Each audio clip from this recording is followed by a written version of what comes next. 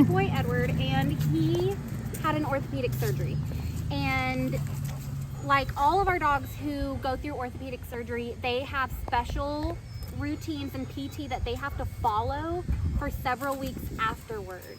And I know that sometimes we just get in the groove and we're just grabbing a dog and walking a dog and putting him in a run or anything like that to get things going really fast.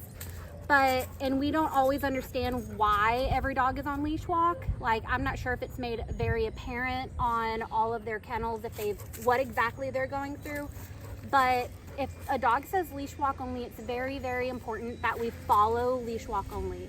This guy, for example, if he were to be running around out in this yard and jumping up on this hind limb where he just had a surgery on his knee and his ACL that was torn, then he could do incomprehensible damage back to that leg, and then we're gonna have to pay for the surgery again. That postpone his travel again by another 10 weeks because this guy's recovery timeline is 8 to 12 weeks depending on how he's recovering. So if we were to not, all it takes is just not following those instructions one time and we set everything backwards. So it's really important that when you are reading the signage on their kennels or before you get any dog out of their kennel, you look for any signs if they are leash walk only, or if they have a blue folder, they're medical dogs, and if they have a question, they can always just go to a staff member and it's like, what are the restrictions for this dog? Perfect. So always look at the restrictions, guys. It is so important. I know that he looks like he is just ready to go. I mean, you see him, but he can't run yet. He can't be off leash for a few weeks. He also, all of our orthopedic dogs will have He also just did heartworm treatment too. They will have a sheet where it kind of tells you what they need to be doing week by week, and like this one here.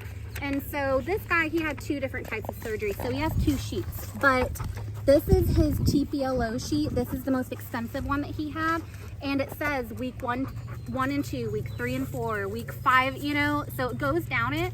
A team member will be working on his PT every day. It's not a volunteer's job to do any of that, but it is important that y'all are aware that, especially if they have these sheets, they're orthopedic, you have to be extra careful with them, and you have to make sure you're following all of their signage.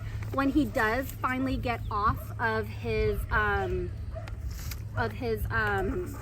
off-leash activities, weeks 9 through 12, pending radiographs that everything is held up well. So he cannot be released until you see no more signage on there that he is a leash walk only. And this isn't just for him, guys. I'm talking about dogs in general, okay? Is that good enough?